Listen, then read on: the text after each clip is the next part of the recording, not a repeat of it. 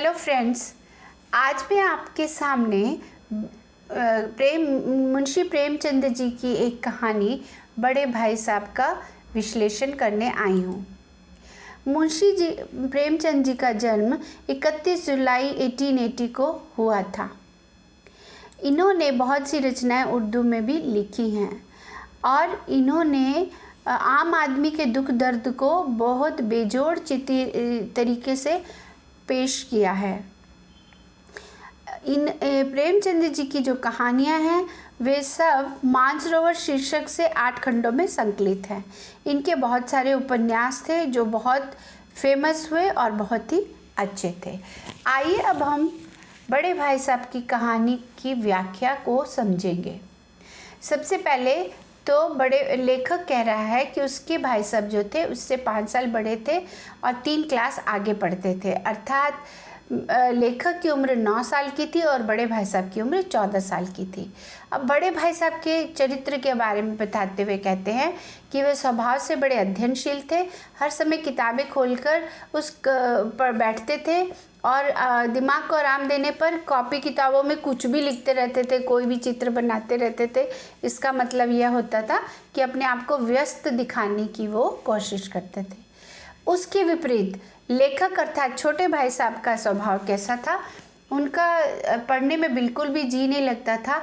1 घंटा भी बैठना उनके लिए बहुत बड़ी बात होती थी।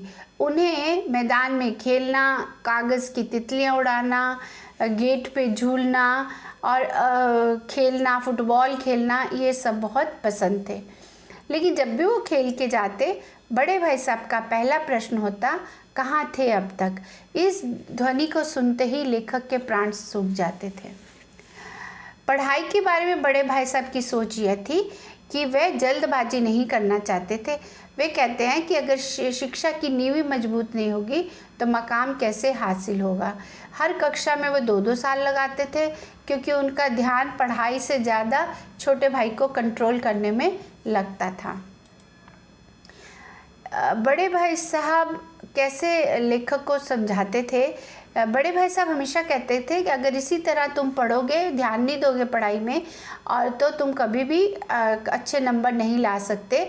और अपनी क्लास के विषयों के बारे में बोलते थे, अंग्रेजी बहुत टफ है, इतिहास बहुत ही कठिन है पढ़ना, और इसी तरह यदि तुम नहीं पढ़ना चाहते हो तो तुम्हें अपने घर चले जाना चाहिए। वह वहीं पर जाकर मज़े से गुल्ली डंडा खेलना, कम से कम दादा और पिता की कमाई जो मेहनत की वो ख़राब तो नहीं होगी। इस तरह से वह अपने छोटे भाई को हमेशा समझाते थे। और छोटा भाई जो था बड़े भाई की फटकार को सुनकर बहुत दुखी होता था। कभी कभी तो लेखक कहता है कि मैं आंसू बहाने लगता। जवाब ही क्या था, अपराध तो मैंने शायद मैं करता था, पढ़ाई पे ध्यान नहीं देता था। और वो बड़े भाई साहब उपदेश कला में निपुण थे और इस तरह वो कभी कभी ये भी सोचता था कि क्यों ना मैं घर ही चला जाऊं, क्योंकि यहाँ रहूँगा तो मैं ठीक से पढ़ नहीं पाऊँगा या मैं पढ़ नहीं पाता हूँ। जब इतनी फटकार सुनी तो एक दिन लेखक ने सोचा, वाकई अगर मैं नहीं पढ़ूंगा तो मैं फेल हो जाऊंगा। तो उसने इरादा कर लिया कि वह मन लगा के पढ़ाई करेगा।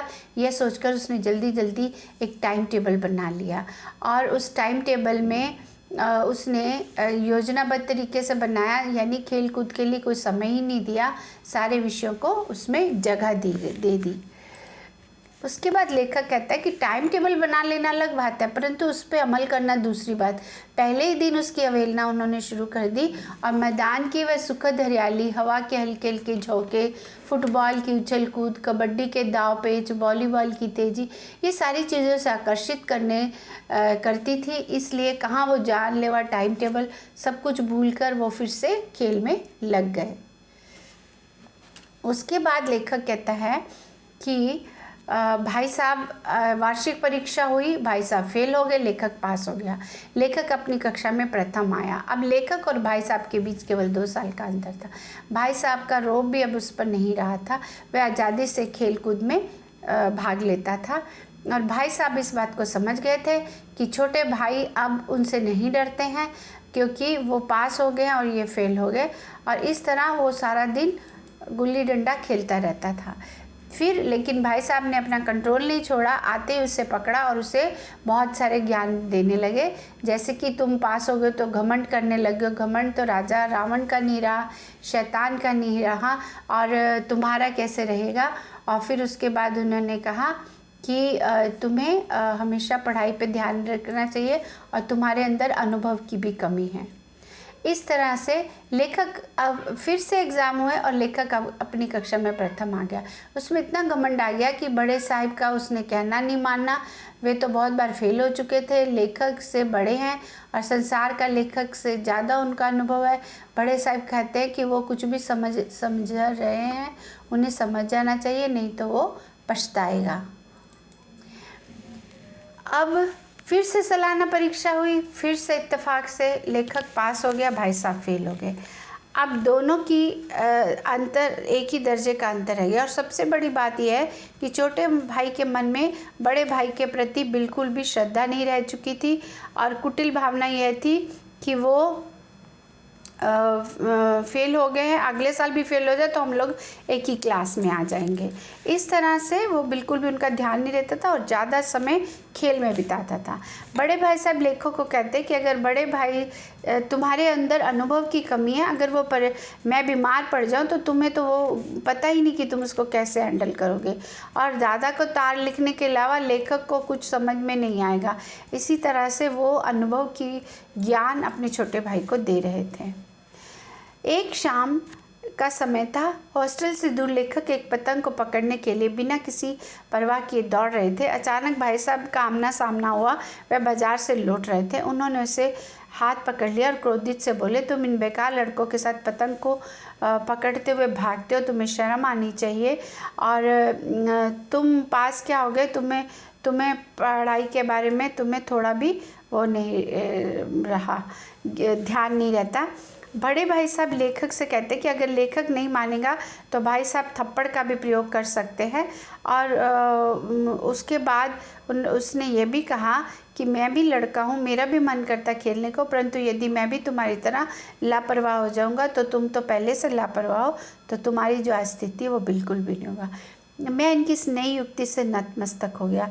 मुझे आज सचमुच अपनी लघुता का अनुभव हुआ और भाई साहब के प्रति लेखक के मन में फिर से श्रद्धा उत्पन्न हो गई कि वाकई में उन्होंने बहुत बड़ा त्याग किया है। और उन्होंने लेखक के मन में सजल आँखों में पानी आ गया और बोला, हरगिज़ नहीं, आप जो कुछ कह रहे हैं वो बिल्कुल सच है, आपको उसके कहने का अधिकार भी है।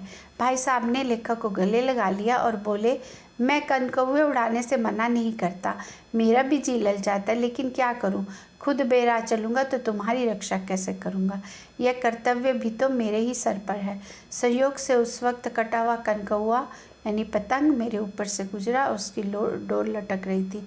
लड़कों का एक दल उसके पीछे पीछे दौड़ आता था। भाई साहब लंबे थे, उन्होंने उछलकर पतंग पकड़ ली और हम दोनों खुशी खुशी हॉस्टल की तरफ लौट आए और मैं पीछे पीछे दौड़ रहा था। इस तरह से बड़े भाई के प्रति उनकी श्रद्धा फिर से वापस आ गई। तो ये कहानी है, इसमें दोनों भाइयों की समझ और अपने अपने स्वभाव का विवरण किया गया है।